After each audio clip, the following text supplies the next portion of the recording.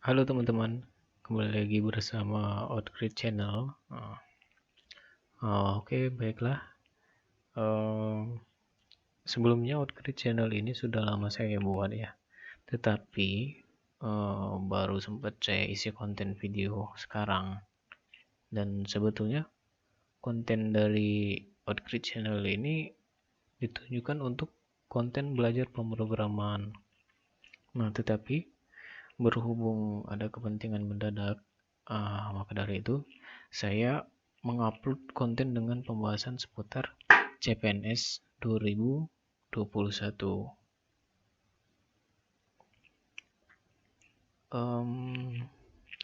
Sebelumnya sudah ada video yang saya buat dan saya upload ya. Yaitu video ini, cara cepat dapat jumlah kebutuhan instansi CPNS 2021 Indonesia.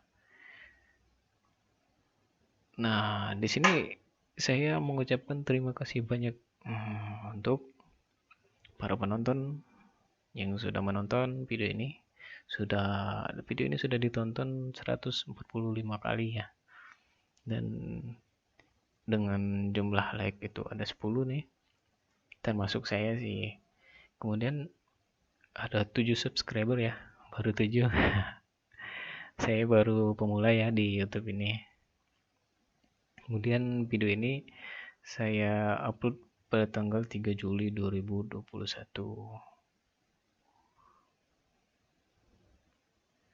Nah, kemudian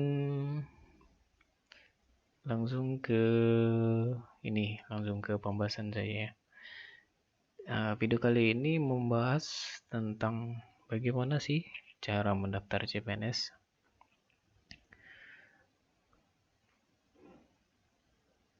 Oke, kita asumsikan semua sudah mengerti apa itu CPNS. CPNS ini merupakan kepanjangan dari calon pegawai negeri sipil.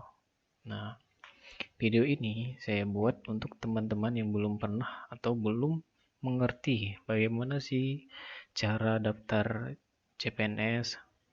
Nah, terkhususnya buat teman-teman saya yang tanya ya lewat WA pribadi, kemudian lewat Facebook. Nah, untuk mendaftar itu alangkah baiknya apabila kita mengerti dulu bagaimana sih cara mendaftar CPNS, apa itu CPNS, kemudian jenis yang dibuka apa saja. Nah, kalau kita lihat di sini, kita untuk mendaftar itu akses webnya di sscisn.bkn.go.id. Nah, kalau kita lihat di sini ada menu beranda, alur, pendaftaran, FAQ, kemudian helpdesk, dan layanan informasi. Mari kita pahami dulu ini menu-menu ini. Nah, untuk di alur, alur sistem seleksi calon ASN itu ada tiga jenis, yaitu pendaftaran untuk PPK guru, CPNS, dan PPK non guru.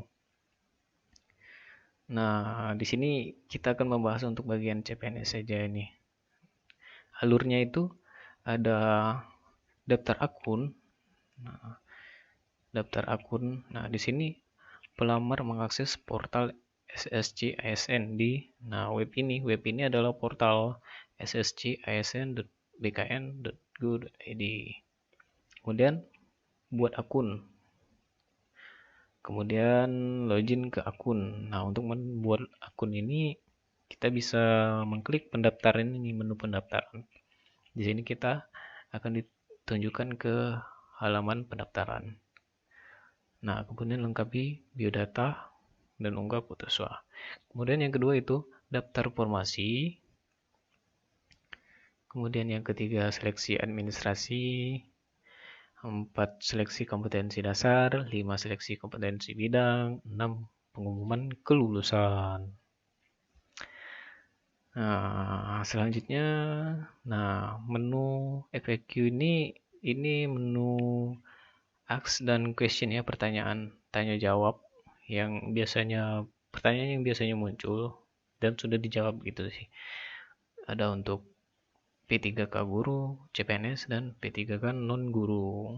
Nah, kalau untuk CPNS nih bisa dilihat nih pendaftaran akun nih, apa sih SSC ASN itu, kemudian lagi contohnya bagaimana pengisian data nama yang benar begitu. Nah, teman-teman bisa baca saja di sini nih.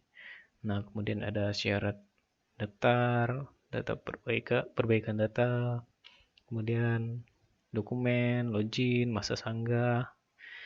Teman-teman bisa baca-baca dulu di sini sebelum mendaftar ya, biar paham dulu sih bagaimana sih cara mendaftar dan apa saja yang harus dipersiapkan begitu. Kemudian helpdesk ini untuk layanan bantuan ya, seperti kita lupa password, nah atau lupa nomor NIK tidak ada, nah tidak ditemukan, tidak terdaftar di pusat data. Nah, kita bisa menuju ke helpdesk, layanan helpdesk ssc.asn.bkn.id. Nah, kemudian layanan informasi. Nah, di layanan informasi ini ada info lowongan. Info lowongan ini instansi yang membuka lowongan. Ada banyak instansi ya kalau kita lihat di sini. Nah ini jenis pengadaan P3K guru, CPNS atau P3K non guru. Di sini kita pilih CPNS. Nah, untuk instansi di sini kita pilih nih semua instansi misalnya kan. Untuk tingkat pendidikan misalnya SLTA. Kemudian nah ini pendidikan, pilih tingkat pendidikan dahulu. Nah, ini kita pilih SLTA misalnya. Klik cari. Nah, di sini akan terlihat nih instansi apa saja yang membuka lowongan untuk tingkat pendidikan SLTA atau SMA sederajat begitu. Ini ada posisi jabatan, ada lokasi, kemudian jenis formasi, kemudian apakah dapat diisi disabilitas atau tidak, kemudian ada jumlah kebutuhan seperti ini ada 10, 2, 3. Nah, selanjutnya ada kontak instansi.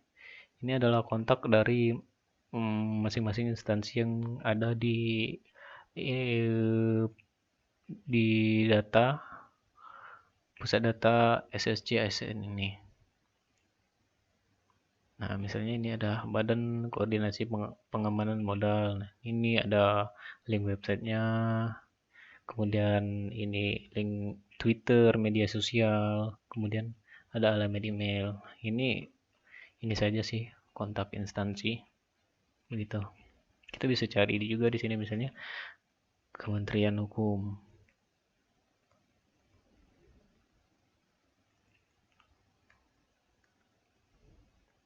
Oh, tidak ada mesinnya. Nah, ini Kementerian Agama misalnya.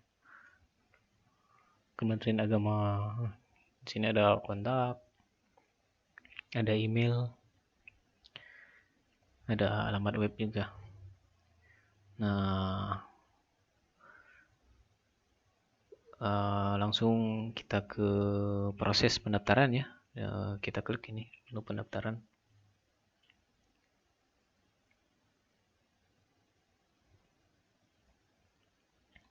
Nah, untuk pendaftaran kita di sini klik buat akun. Buat akun.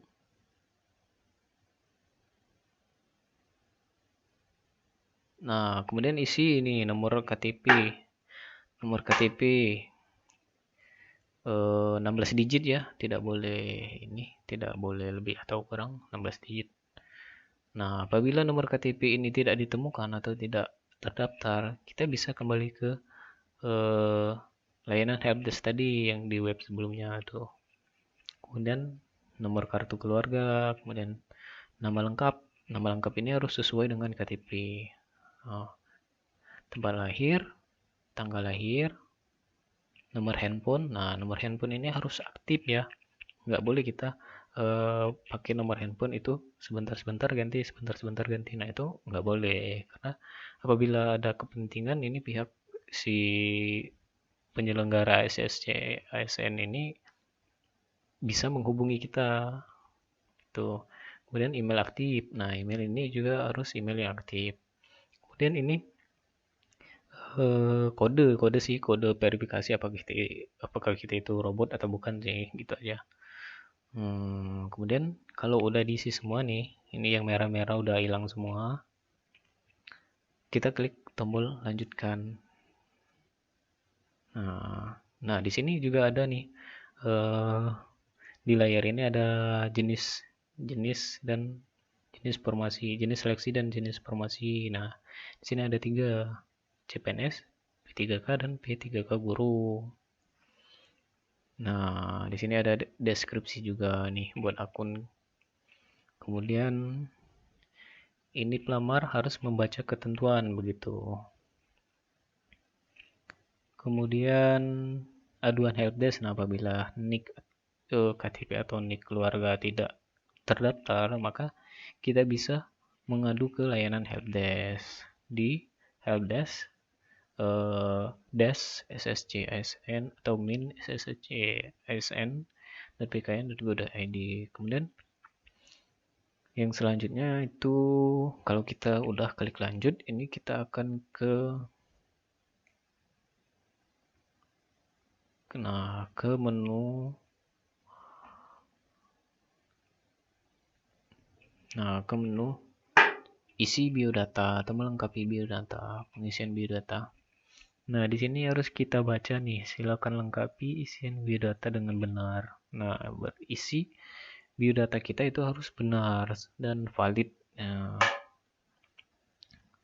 kemudian pastikan Anda mengakhiri pendaftaran di tahap terakhir, resume, itu tahap yang ini ya.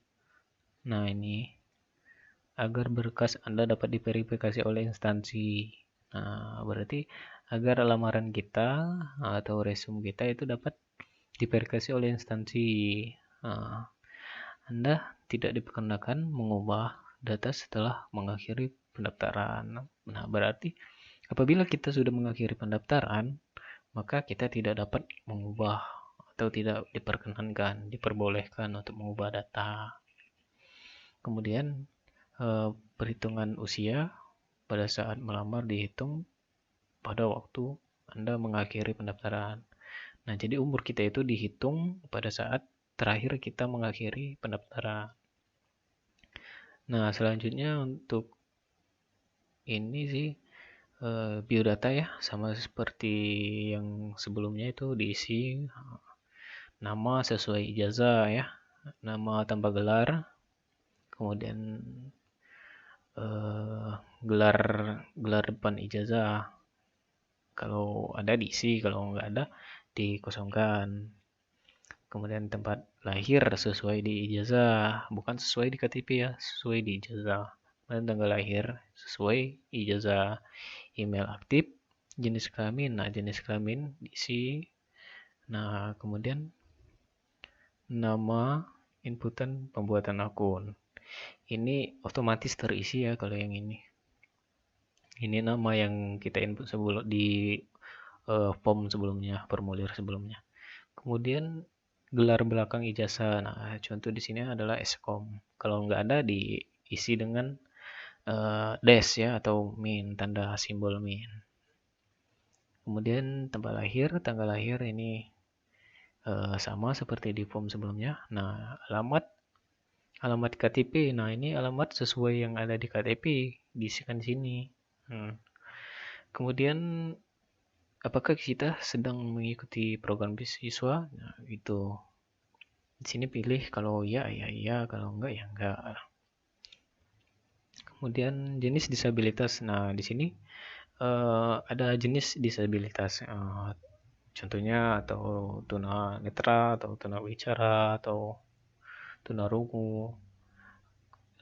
Kalau tidak ada disabilitas sih pilih non disabilitas. Kemudian lengkapi data Anda.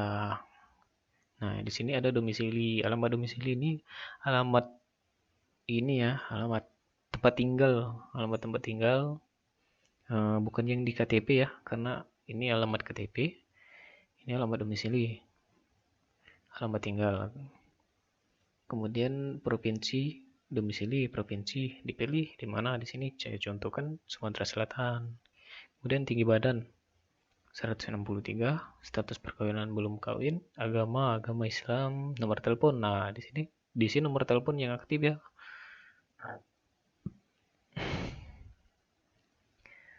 Kemudian ada kabupaten domisili Palembang. Kemudian akun media sosial. Akun media sosial di sini saya contohkan LinkedIn. Nah, nomor ponsel ini diisi juga nomor ponsel yang aktif. Kemudian petunjuk pengisian biodata. Nah, seharusnya kita tadi baca yang ini dulu ya. Yang satu itu ini enggak kelihatan nih. Isi bagian formulir wajib diisi pada bagian silakan lengkapi data yang ditandai dengan tanda. Nah, bintang yang asterik yang berwarna merah ini harus wajib diisi. Nah, contohnya untuk ini tidak ada bintang merahnya, ini berarti nggak diisi nggak apa-apa gitu. Kemudian diwajibkan mengisi gelar depan dan gelar belakang dan jenis disabilitas. Bila tidak ada gelar depan atau belakang, itu boleh kita isi dengan ini simbol min. Kemudian khusus untuk kolom media sosial, bisa menyebutkan alamat URL. Kemudian apabila lebih dari satu itu dipisahkan dengan koma. Contohnya ini contoh Instagram, @joko Instagram, koma @joko Facebook. Nah, begitu. Ini untuk kolom yang ini ya, akun media sosial. Kemudian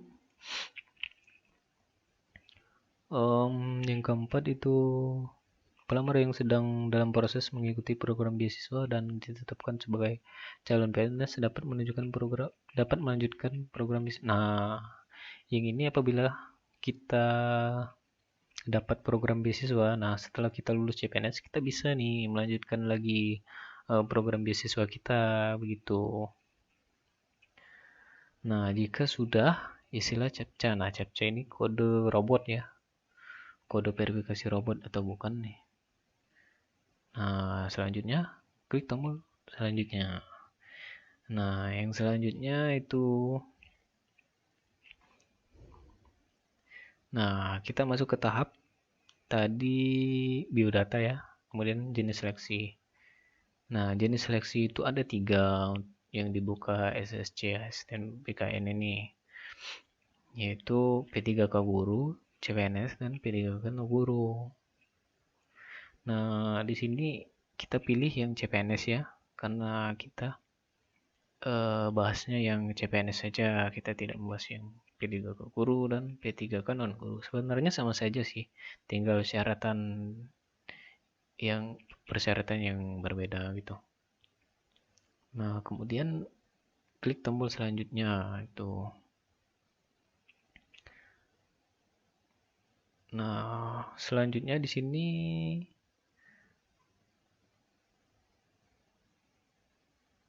kita coba, karena saya udah daftar ya, saya tinggal login nih.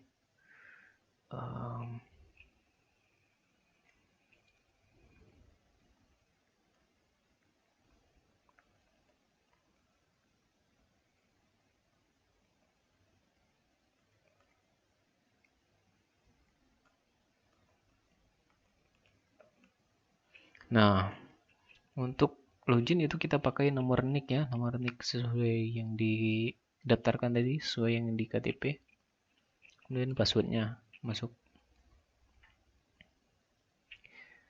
Nah, ini yang proses kedua tadi. Kita klik selanjutnya.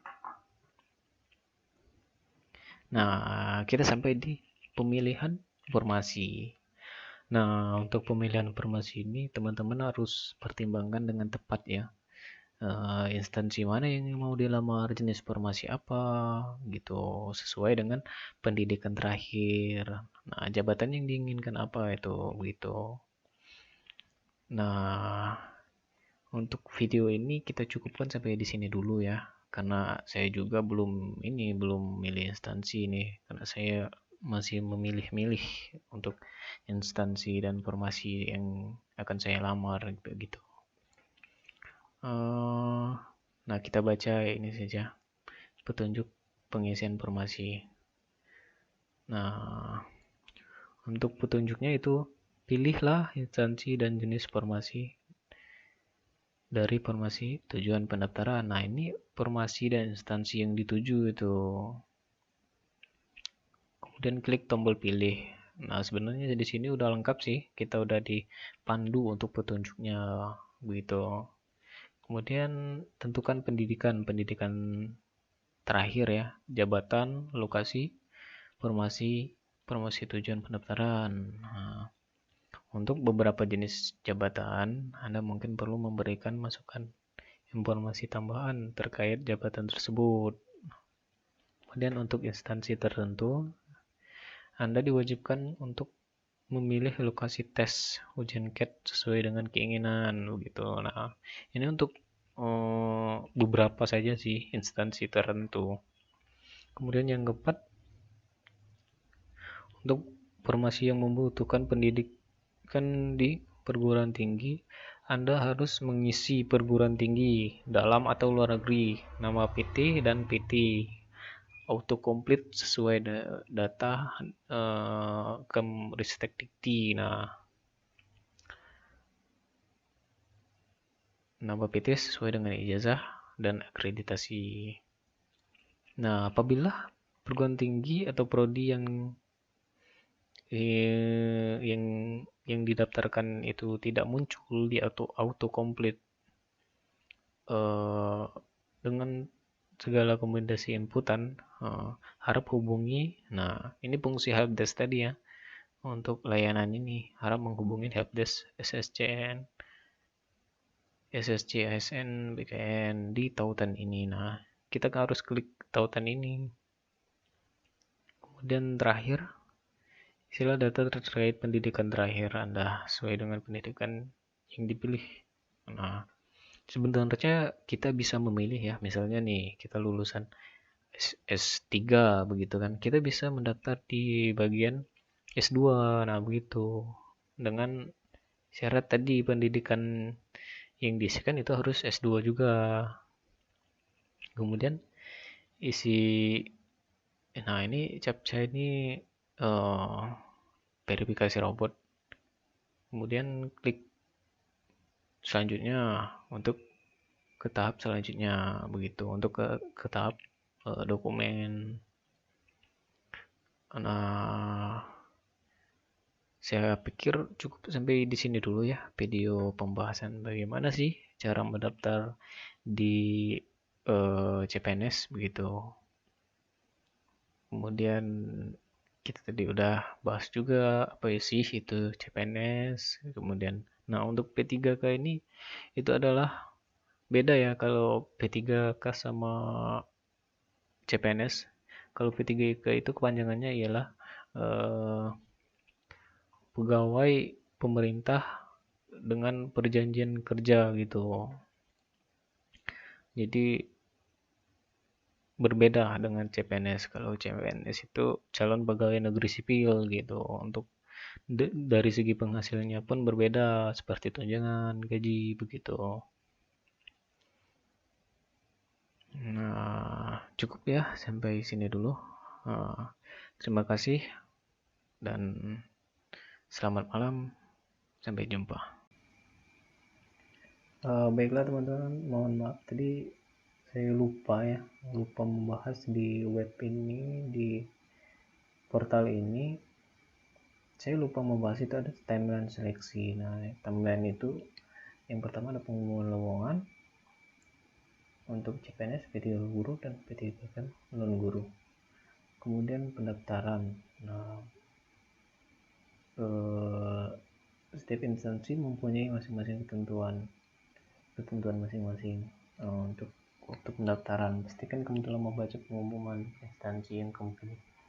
Nah, untuk instansi ini pembahasannya nanti akan saya buat video baru ya, khusus untuk pembahasan instansi dan cara memilihnya begitu.